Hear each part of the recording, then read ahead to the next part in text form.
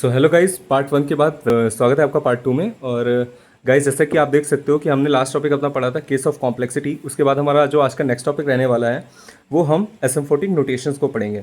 ठीक है गाइस, यहाँ पे जैसे कि आप देख सकते हो स्टार्ट में हमने यहाँ पे क्लासिफिकेशन और टीएस से अपना कंप्लीट कर लिया था, एल्गोरिथम उसकी कॉम्प्लेक्सिटी हो गई थी। अब हम एसिम्प्टोटिक नोटेशन ट्रेड ऑफ पढ़ेंगे आज की क्लास में। Okay, so guys basically all the cases of complexity are denoted by asymptotic notation. जितने भी ये कॉम्प्लेक्सिटी के केसेस होते हैं, बेस्ट, वर्स्ट एंड एवरेज, ये हमें जो है एसिम्प्टोटिक नोटेशंस के थ्रू डिनोट किए जाते हैं। जैसे अब एसिम्प्टोटिक नोटेशन क्या होता है गाइज? तो basically notation are use to describe the running time of an algorithm. आपने देखा ना कि मैंने क्या कहा कि ये जो एसिम्प्टोटिक नोटेशन है ये डिनोट करता है कॉम्प्लेक्सिटी को। और कॉम्प्लेक्सिटी में अभी आपने यहाँ पे देखा था क्या कि इनके टाइम कॉम्प्लेक्सिटी और स्पेस कॉम्प्लेक्सिटी होती है जो इनके रनिंग टाइम को डिनोट करता है। वहीं यहाँ पे लिखा हुआ कि notation are use to describe the running time of an algorithm.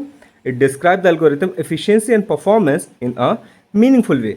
Okay, अब बेसिकली गाइज इसमें तीन कॉमन नोटेशंस होते हैं। अगर आपने पढ़ा होगा डीप में सी लैंग्वेज तो उसमें आपको ये चीज़ें पता चली होंगी। बिग ऑन नोटेशन जो होता है ये वर्स्ट केस होता है। वर्स्ट केस में फिर गाइज मैंने बताया था आपको कि इसमें क्या होता है कि आपकी जो कॉम्प्लेक्सिटी होती है वो एक्सेप्टेड होती है। ठीक है, it is a method of representing the upper bond of the algorithm running time. अब इसमें गाइज दो बॉन्ड होते हैं, एक अपर बॉन्ड होता है, एक लोअर बॉन्ड होता है। अभी देखते हैं उसके बारे में। Use for longest amount of time taken by the algorithm to complete.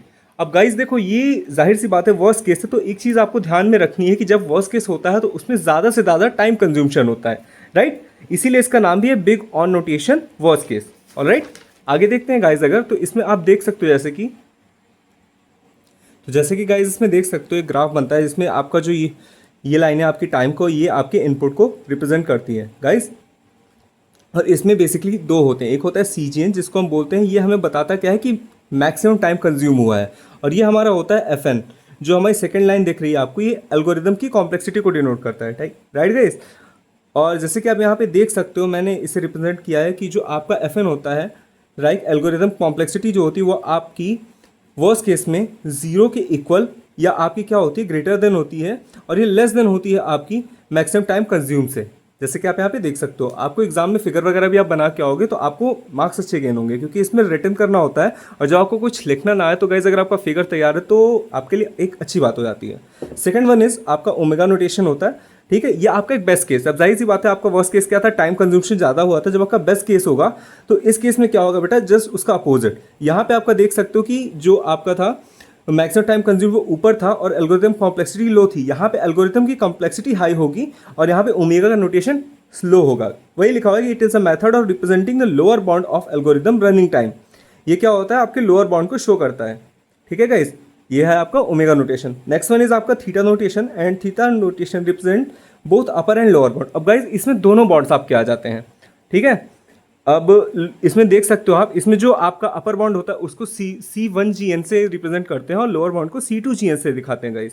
इसमें आपका क्या होता है कि आप देख सकते हो जो आपका अपर बाउंड है और लोअर बाउंड है, इसके बीच में आपकी एल्गोरिदम की कॉम्प्लेक्सिटी होती है। Complexities of algorithm always lies between upper bound and lower bound.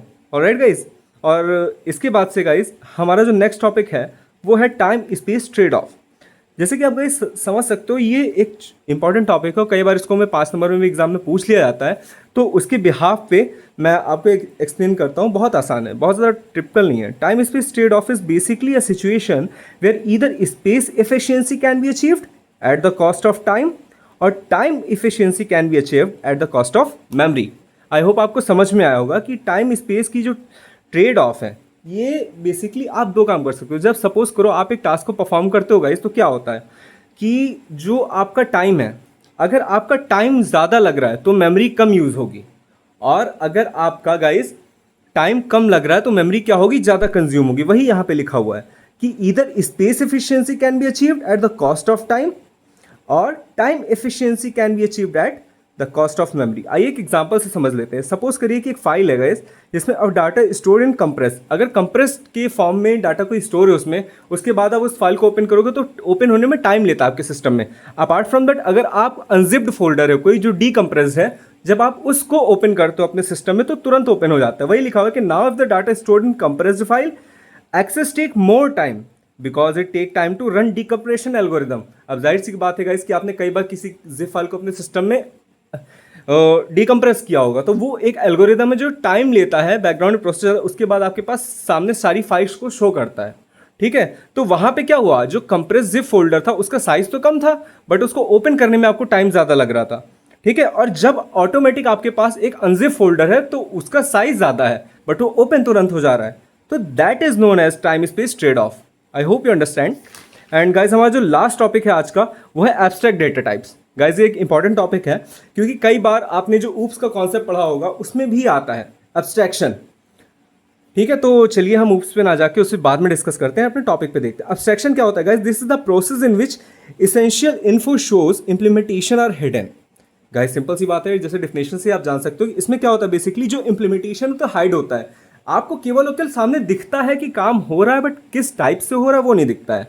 N abstract data type refer to a set of data values and associated operations that are specified accuracy independent और any particular implementation. जो guys आपका abstract data type होता है ये एक particular set of data होता है जिसपे ये ऑपरेशंस को परफॉर्म करता है और इसकी एक्यूरेसी भी होती है, ठीक है। और ये पर्टिकुलर इम्प्लीमेंटेशन भी करता है जो कि आपका हिडन फॉर्मेट में होता है। We know that what a specific data type can do but how it actually does it hidden. आप जानते हो कि कैसे एक डाटा टाइप एक्चुअल में गाइस काम करता है जब ये हिडन होता है। नेक्स्ट है गाइस यहाँ पे कि abstract data type consist of a set of definitions that allow us to function while hiding the implementation. Guys abstract data type जो होता है ये आपका कुछ डेफिनेशंस का सेट होता है जिसमें आपके क्या होते हैं कि जो फंक्शंस होते हैं वो हाइड होते हैं। दैट मीन्स आप इम्प्लीमेंटेशन नहीं देख सकते। एक एग्जांपल के थ्रू समझे तो हम एक गेम खेलते हैं ऐसे, सपोज करो गाइस, तो उसमें क्या होता है, सपोज करो आप बीजीएमआई खेल रहे हो, बीजीएमआई में आपने जैसे ही फायर बटन पे क्लिक किया तो क्या होता है, आपकी बुलेट्स फायर होती हैं आपके गन से जो भी आपके कैरेक्टर के हैंड में होती हैं, बट वो यूजर एक्सपीरियंस को इंडिकेट करता है। बट सपोज करो अगर वो फायर हो रहा है उसके बैकग्राउंड में आपको कोड्स दिखने लगे तो गाइज एब्स्ट्रैक्शन आपका यही करता है। वो बेसिकली क्या होता है कि इम्प्लीमेंटेशन जो होता है वो हिडन होता है और यूज़र के एक्सपीरियंस को इन्हांस किया जाता है। चलिए एक एग्जांपल के थ्रू मैं आपको इसको बहुत आसानी से समझा देता हूँ। गाइस सपोज करिए कि एक एरे है, राइट। मैं एक एरे को लेता हूँ, एरे में सपोज करो मेरे पास एक एरे है गाइस जिसमें कुछ डाटा फिल आउट है, मैंने दे दिया 2 3 5 6, ठीक है। अब मैंने क्या कहा और एक बॉक्स खाली है, मैंने कहा गाइस इसमें कोई चीज़ इंसर्ट कर दो, या मैंने कहा इसको डिलीट कर दो, या मैंने कहा इसको काउंट कर दो, या मैंने कहा इसको सम कर दो। अब सपोज करो ये क्या है, जैसे कि यहाँ मैंने पॉइंट में ऑपरेशंस की बात की थी गाइस, तो यहाँ पे अगर हम ये ऑपरेशंस है सपोज करो आप, मैंने कहा इसमें डाटा इंसर्ट कर दो और डाटा जो इंसर्ट होना चाहिए वो क्या होना चाहिए, सपोज करो मैंने कहा यहाँ पे आप 4 इंसर्ट कर दो, कहा ठीक है भाई हम लोग 4 कर देते हैं, 2 3 5 6 एंड 4।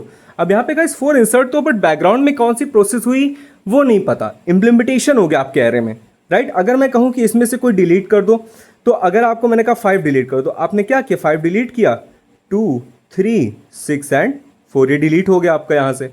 फिर मैं कहूँ गाइस काउंट कर दो इसको, तो काउंट करने में 1 2 3 4 इसकी काउंटिंग क्या हो जाएगी 4 हो जाएगी। मैं कहूँ इसका सम निकाल दो तो क्या होगा 2 3 6 एंड 4, इसकी जो आपकी सम होगा ये 13 आ जाएगा।